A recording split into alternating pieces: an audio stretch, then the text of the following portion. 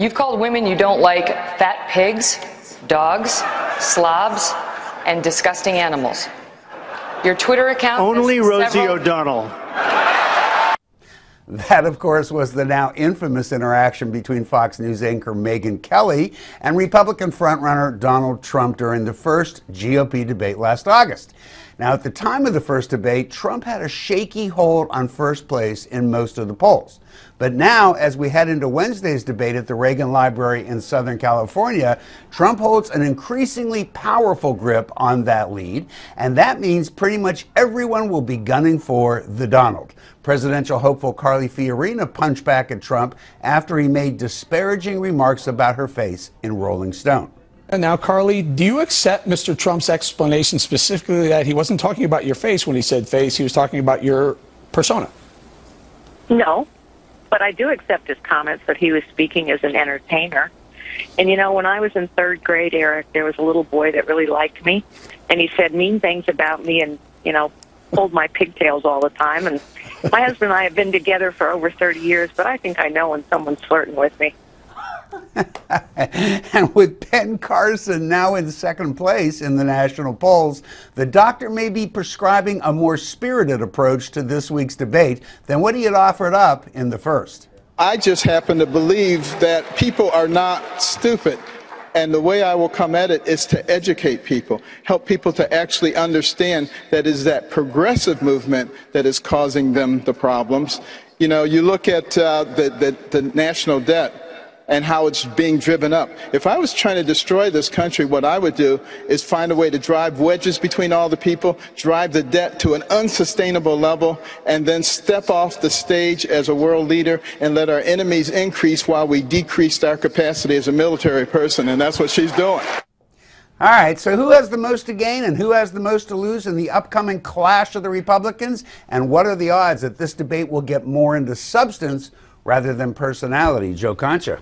Ben Carson has the most to gain because he is the one who is gaining the most on Donald Trump right now. We see the polls where Ben Carson is a very solid second. Right. And even in head-to-head matchups against Hillary Clinton, Ben Carson beats Hillary by 15 points while Trump is only even with her. Right. So I think Ben Carson is the one with the most momentum right now and therefore has the most to gain. All right, Nomi, let's focus on Ben Carson because I think Joe makes a good argument for that.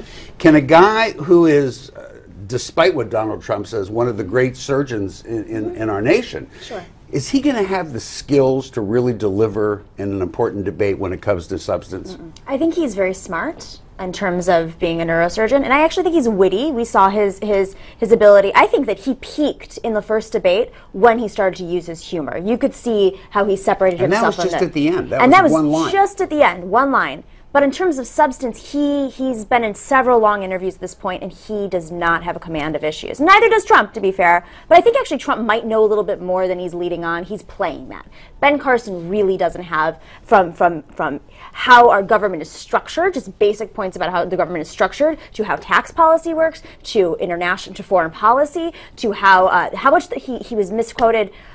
He misquoted our military spending a few weeks ago in an interview. So, yeah, you know, this is somebody, he's running for president. Noah, get a piece of paper with all of your information, put it in front of you during an interview, and read off of it. Noah, do you think, A, do you think we'll get more substance, first of all, and B, who do you think can come out of this the big winner? No, I would love to say more substance would be, remarkable, and that has been the big hit against Ben Carson. Is he's not a policy wonk. He doesn't have command of the issues, particularly when it comes to government. But that's been the big plus of this whole cycle, is that nobody wants to hear about substance. Not on the Republican side. They want to hear at some point, gravitas, bravado. That's how it is every year. Yeah, I'm not sure when we do get there. As for who can emerge from this thing, there's going to be a lot of eyes on Carly Fiorina. I think she probably has the most to lose, mostly, even though she doesn't really perform very well in the polls. She's got a high expectation level, and everybody's going to be watching her for something. And speaking of Carly Fiorina, as a result of a different system being employed for determining who'd be able to participate in what we're calling the grown-ups debate, Carly Fiorina managed to make it to the big stage for this week's clash. Given her impressive performance at the kids' table debate in August, can we expect her to score big on Wednesday? We know what Noah thinks. Nomi, what do you think?